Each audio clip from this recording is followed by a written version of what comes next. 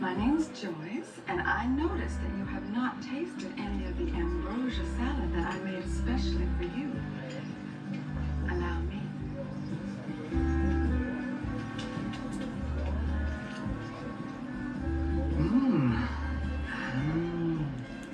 Ooh, I can cook that.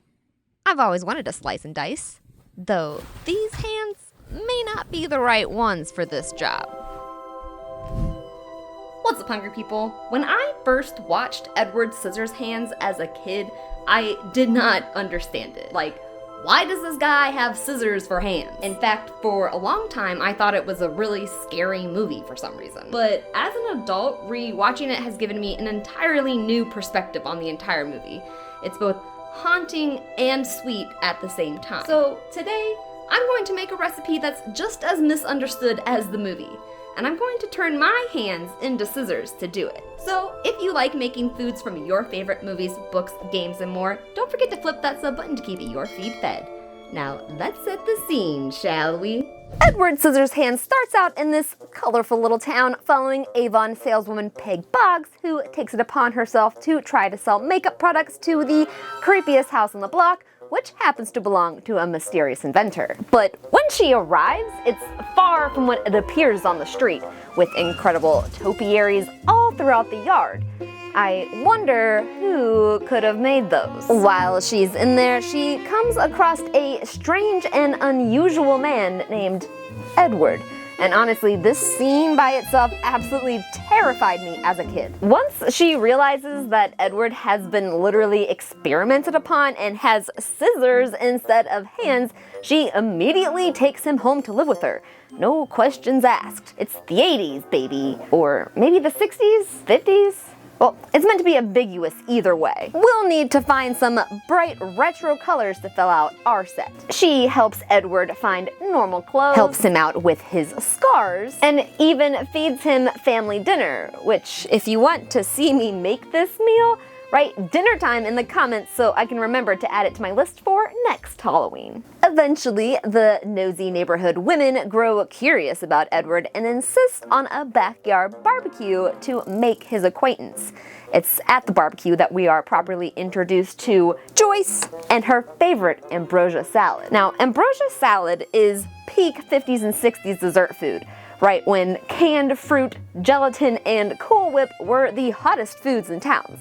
And it's supposed to taste so good that it was the food of the gods, which is literally called ambrosia. At the barbecue, Edward is introduced to all of the neighbors. He gets to man the barbecue, and he actually tries the ambrosia salad that Joyce prepares. We see here her salad is served with some sort of cracker or cookie and some sort of green dollop of what I think is pistachio topping in the middle. Further research indicates that this is likely something called a Watergate salad or pistachio delight on top of an ambrosia salad. But let me know what you think. And of course, we can't forget the cherry on top. No, literally a cherry to top it all off. Now, we definitely want to recreate the Scissorhands somehow, and I haven't quite figured that part out yet, but with Halloween coming up, I think we might be able to find something that will work. And if I'm able to figure out how to make them, I will need to figure out how to attach them to my own hands. Then I'll need to make the ambrosia salad while I wear the hands. It's a lot to figure out, and I only have a few days to do it before Halloween. So before we cook, we craft. To the crafting dimension! I started by scouring the internet for Edward Scissorhands costumes, and most of them looked not great. But I did end up finding some 3D files on printables.com, and since I'm always looking for an excuse to bust out my printer, I figured I can make that. So I spent some time making spaghetti before I figured out the settings for some of the most complicated shapes I've attempted to 3D print yet.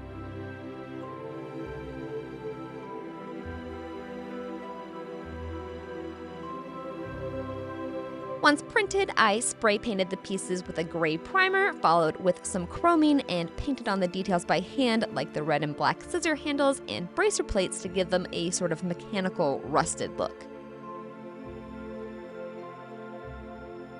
From there, I found these patent leather elbow-length gloves that I figured I could use to hold everything together. I feel like I'm Catwoman or something. Meow.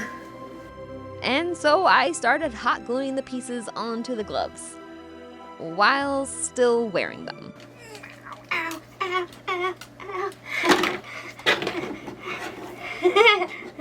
Oh, ow. I realized if I need to take it off, I probably can't. Just burned for a second. It's okay, my flesh will just be melted inside of these. I'm really committing to turning myself into Edward Scissorhands because I don't know if I can get this off. And basically, I just repeated this process, paint and all, with the right side as well. I have to go to a Halloween party tonight, but we're gonna save these appliances. I do believe they just attach sort of somehow. I don't know, we'll figure it out. I have to run, get ready to go, but these came out really good. I'm really excited.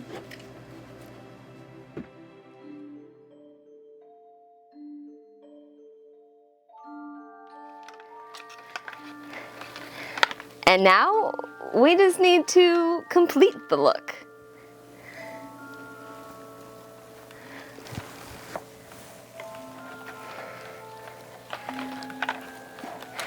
Well, we have the hands ready and the outfit too. We only need a few more things to really immerse ourselves in Carpenter's Run. Sculpted topiaries, vintage glassware, and colorful Pyrex are essential details to fully pull us into the world Edward lives in. Our props are made, our table is set. Now, let's cook.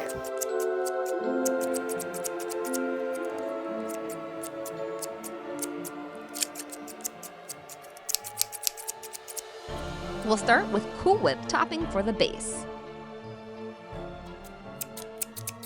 To that, we'll add plain Greek yogurt, somehow. This is gonna be a little bit more difficult than I thought. And then we'll add some cottage cheese. Don't mind my thumb in it, it's fine. Don't worry about it. Now, since Edward hates can openers, we'll need to use our own hands to open some cans ourselves, like these mandarin oranges. And then, we'll just very carefully, pour the oranges into the bowl. We'll do the same with some canned fruit cocktail.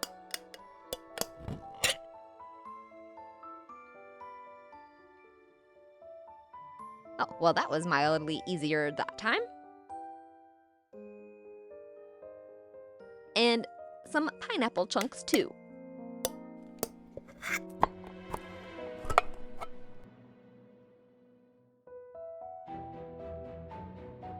You know, I think I'm starting to get the hang of this shit. Fuck. Just gotta get that out of there. Then we want to add just the juice from a jar of maraschino cherries.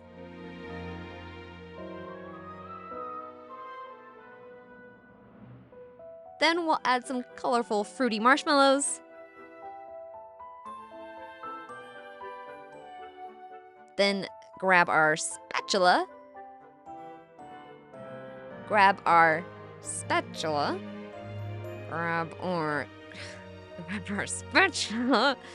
Grab it. Got it. We'll grab our spatula and stir until the mix is an even pink in color.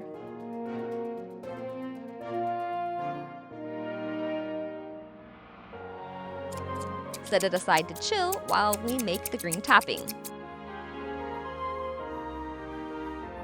For this, we'll need more Cool Whip and a box of pistachio-flavored Jell-O pudding.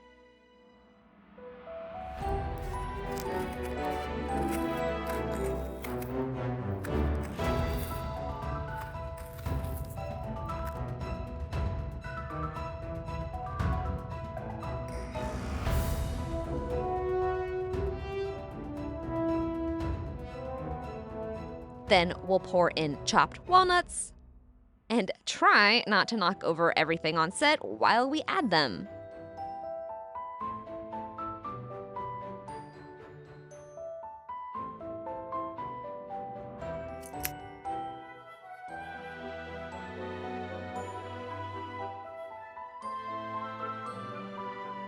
Stir it up until all of the dry mix is melted into the Cool Whip and it's an even greenish color. Then we'll let it chill for a bit before we add it to the top of our ambrosia salad. I definitely have a new appreciation for Edward after this process. That's for sure.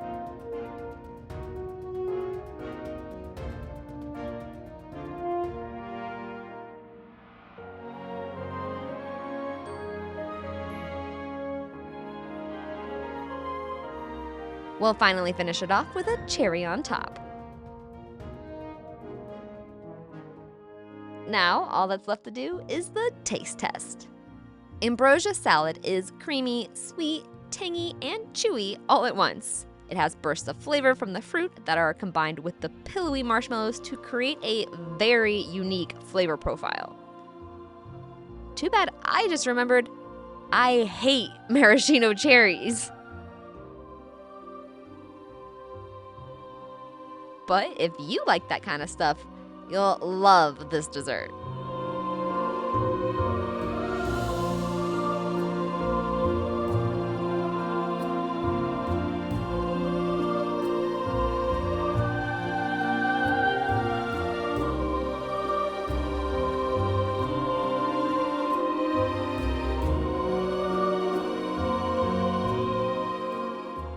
Turns out making a dessert with scissors for hands is a lot harder than Edward makes it look.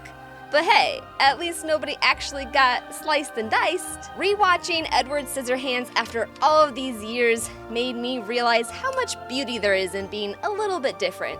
Kind of like ambrosia salad at a barbecue. There's something special about imperfection. Edward couldn't touch what he loved, but he still made something beautiful out of it. If you want to see me make another dish from one of the movies with these hands, comment your favorite food idea below. And if you don't have any suggestion, comment "Soup's on" so I know you made it to the end of the video. What fictional feasts should I make next? Let me know in the comments below. If you liked this recipe, don't forget to flip that sub button and ring the dinner bell so you can be notified of my latest recipes and foodie adventures that I post every week. Do you ever get hungry? You can find this recipe and many more with ingredient amounts and step-by-step instructions over on thestarvingchefblog.com. I hope you all enjoyed, and I'll see you in the next episode.